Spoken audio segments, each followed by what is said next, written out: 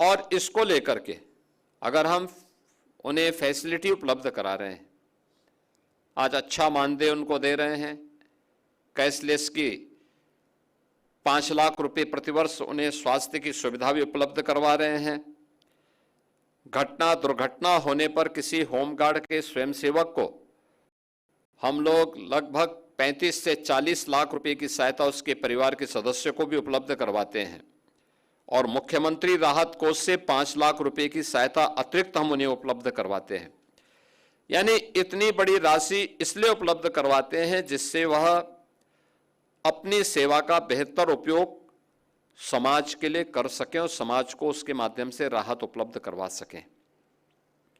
Facility का मतलब ये नहीं होता है कि हम उसको इतनी फैसिलिटी दे दें कि वह उस पे बोझा बन जाए या सिस्टम ही उसको बोझा मानने लग जाए। तो न हम उस पे बोझा बनने दें और न सिस्टम को उसे अपने ऊपर बोझा बनने देना चाहिए। इसके लिए आवश्यक है अवेयरनेस के कार्यक्रम हमारे ऐसे चलने चाहिए जिससे एक सामान्य व्यक्ति को भी अगर कहीं कोई आपदा आती है तो उस आपदा में हम उसको राहत उपलब्ध करवा सकें। और इस दिशा से जो प्रक्रिया प्रारंभ हुई प्रदेश के अंदर, मेरा मानना है एक अच्छी शुरुआत है। हमेशा आपदा नहीं आएगी, लेकिन जब आपदा ना आए, शांति के समय में हम लोगों को स्वयं की ट्रेनिंग पर भी ध्यान देना होगा, लेकिन साथ साथ स्कूल कॉलेजेस में जाकर के अगर हम इसके बारे में भी कुछ लोगों को बता सकें, छात्रों को बता सकें, वहाँ के शिक्षकों को बता सकें, किसी रविवार के दिन जनपद स्तर पर प्रधानाचार्यों के सम्मेलन के माध्यम से भी उनको हम बता करके उन्हें इससे किसी भी आपदा से जुड़े हुए क्या क्या सावधानियां हैं, इन सावधानियों के बारे में अवगत करा सकें, तो मुझे लगता है कि देश की बहुत बड़ी सेवा ये हो सकती है। आपदाएं कई प्रकार की होंगी। एक प्रकार की प्राकृतिक आपदा वह है, बाढ़ है, कहीं पर लाइटनिंग की घटना है, अतिवृष्टि के कारण होने वाली जनधन की हानि का हो, या फिर मानव की असावधानी से होने वाली आपदाएं, अग्निकांड की घटनाएं हैं, या किसी भवन की गलत डिजाइनिंग के कारण या किसी दुर्घटना के कारण भवन का धराशायी होने का हो जाना है। ये सभी, इसके साथ ही कुछ ऐसी भी आपदाएं हैं जिन्हें आप एक प्रकार से आधी भौतिक आपदा रूप में ले सकते हैं, यानी किसी जीव के द्वारा पहुंचाई जाने वाली हानि।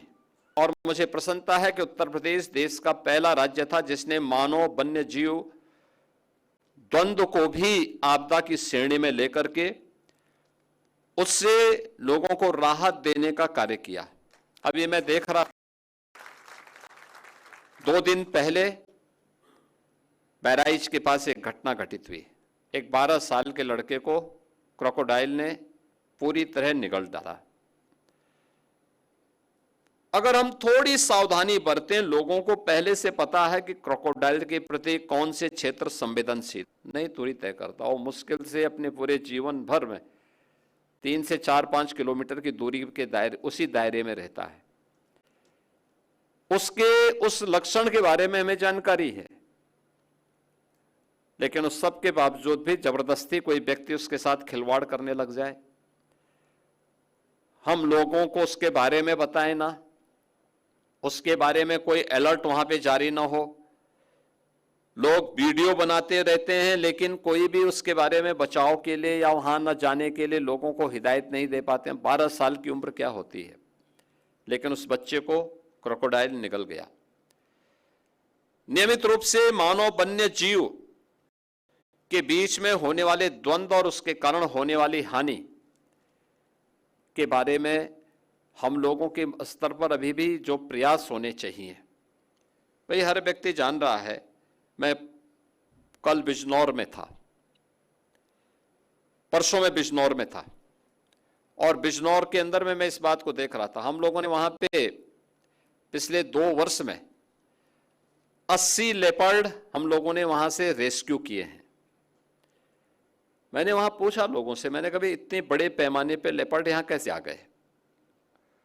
उन्होंने कहा साहब ये उनकी संख्या भी बढ़ी है, दूसरा ये सभी गन्ने की बेल्ट के अंदर ही ये ज्यादा पाया जा रहा है। सुगर लेपर्ड के रूप में लोगों ने उसका नाम दे दिया। अब वहां पे अगर व्यक्ति, किसान या कोई व्यक्ति उसके प्रति जागरूक नहीं है तो आसानी से उसकी चपेट में आ सकता है।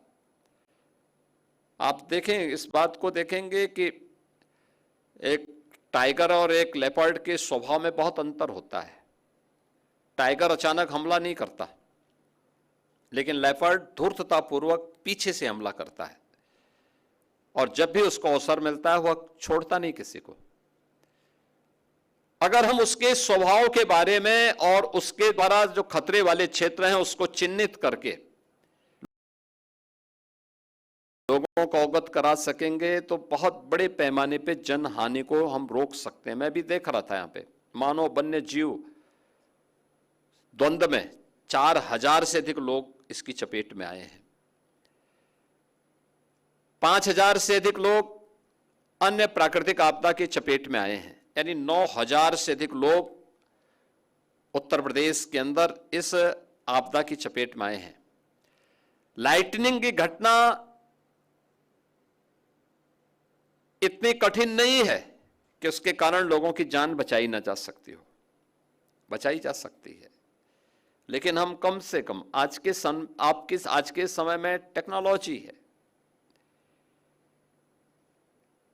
और टेक्नोलॉजी का बेहतर उपयोग करके हम लोग कम से कम 1.5-2 घंटे पहले भी उस सिस्टम को विकसित कर सकें कि कौन सा ऐसा एरिया है जहां पे लाइटनिंग की घटना होने वाली, आकाशीय बिजली गिरने वाली है, और वहां पर लोगों को इसके बारे में बता दें कि वे पक्की छत के नीचे चले जाएं, खुले आसमान के नीचे वे स्वयं भी न रहें, अपने पशुओं को न रखें, पेड़ों के नीचे भी न रहें।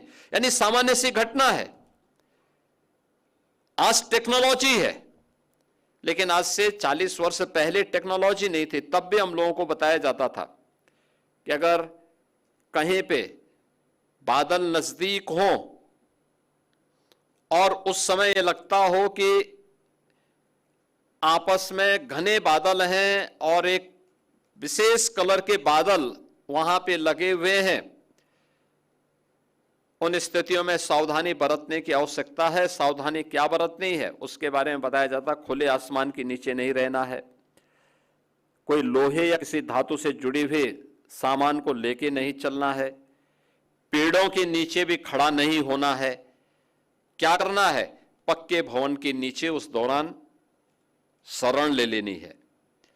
लेकिन हम लोगों ने इस दौरान नहीं बताया। मैं देख रहा था अभी पिछले दिनों एक ही दिन में यूपी के अंदर 111 लोगों की मौत हुई थी, एक ही दिन में। और अचानक मैं देख रहा था, सुबह लखनऊ में भी मौसम बहुत अच्छा था, लेकिन अचानक 2 बजे के बाद मौसम बदलता गया। 1 घंटे के अंदर फतेहपुर से